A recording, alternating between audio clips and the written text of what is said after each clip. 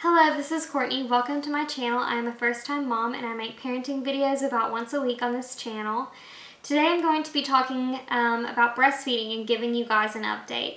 I did a video not long ago with different tips for breastfeeding, but I've recently gone back to work and am pumping at work, and I've also just had mastitis for the third time in 3 months. So I'm going to be talking about that. So first I'm going to talk about pumping at work. It is really difficult and I feel like I have tried to do it as best as I can. I'm going to tell you what I'm doing, and if there's any suggestions that you have for how to make it go smoother, I would love to hear them because I don't feel like I've gotten a great rhythm down yet. So what I'm doing is I've recently started pumping on the drive, which is probably not the safest thing ever. But I have a car adapter that turns my car outlet into a regular plug. And then I've been plugging my pump in and then pumping on my drive, and then pumping once like during the middle of the morning at 10 o'clock, and then once during my lunch break at like 1 o'clock, once in the afternoon around 4 o'clock, and then when I get home at night around 7:40, 7:50, sometimes a little later after that.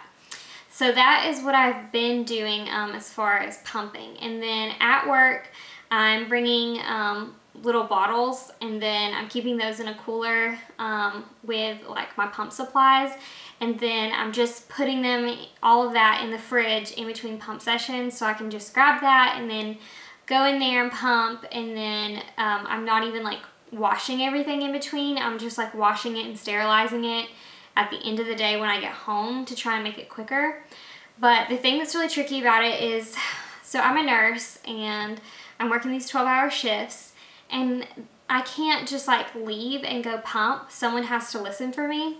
And so I feel really guilty because I feel like I'm putting my coworkers out, and I hate like inconveniencing somebody else to listen for me. So I'm trying to do it as quickly as possible, but it's just not fast for me. Like, it takes me at least 15 minutes from getting hooked up, and then there's the time in the beginning to like get everything hooked up, and then the time at the end to like disassemble everything and like put it all back in the fridge. So I feel like with the 15 minutes of pumping that there's an additional, like, I don't know, at least 5 minutes on the front and end of that, which means that somebody's listening for me. It seems to take about 25 to 30 minutes. And so obviously I'm like eating lunch in one of those times, so that there's just the 2 extra times that someone has to listen for me. But I still feel really bad, and I don't know how to make it faster. I would love to make the whole process take 15 minutes, but I don't think that's possible with it taking 15 minutes just to actually pump. But if you have any tips for me, I would really appreciate it, or just really any encouragement, because it's really hard, and I'm trying to take it one day at a time. And if you've ever pumped before, maybe you had a good experience, but I personally hate pumping. I find it very uncomfortable and irritating. That sounds weird, but like it's just the most nagging feeling to me. And so I try to stay distracted, like on my phone or whatever when I'm doing it. But just the challenges of doing it at work and not enjoying it, what I've really had to do is think about like the greater purpose, which, to be honest, is not to me just about leaving Noah breast milk when I'm at work. Really, the reason that I've stuck with it and that I think I will stick with it is because I actually love nursing, and I keep telling myself, if I want to be able to nurse Noah the other 4 days of the week, I have to pump the days that I'm at work so that I don't lose my supply. So that's kind of a trade-off. I feel like if you don't enjoy it, you need to have like a big goal in mind, like why you're doing it, because otherwise you're going to get really, really discouraged.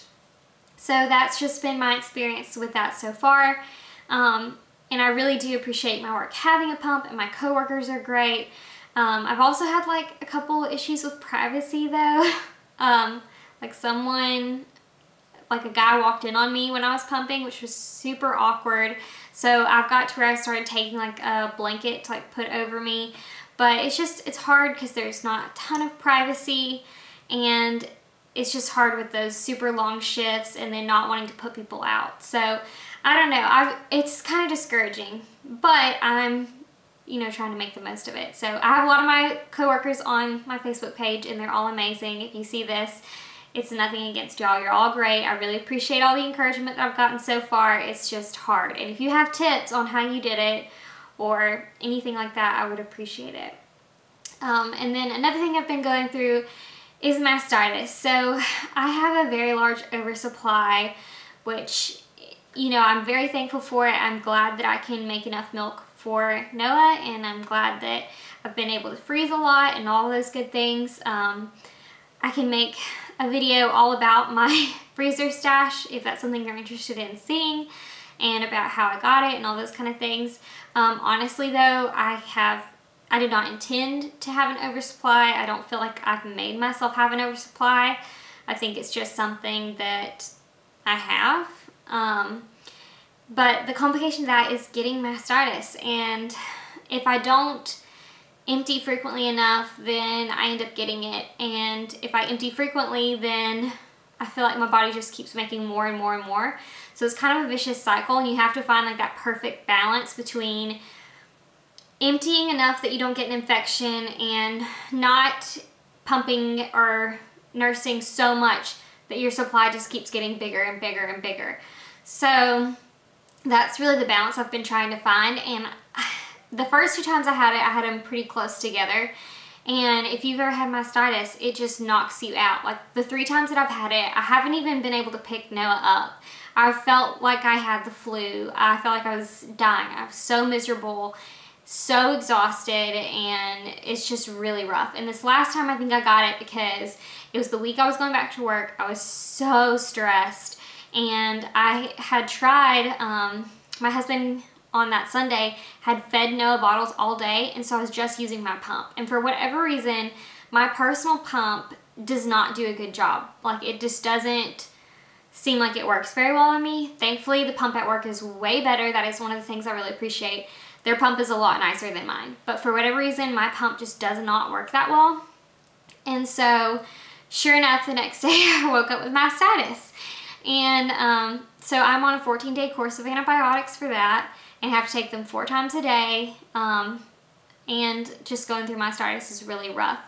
So I'm trying to also figure out how I can avoid having that happen again. So yeah, those have kind of been like the struggles that we've been going through with nursing. But I kind of want to end it on a positive note. I do absolutely love nursing. I have no room to complain.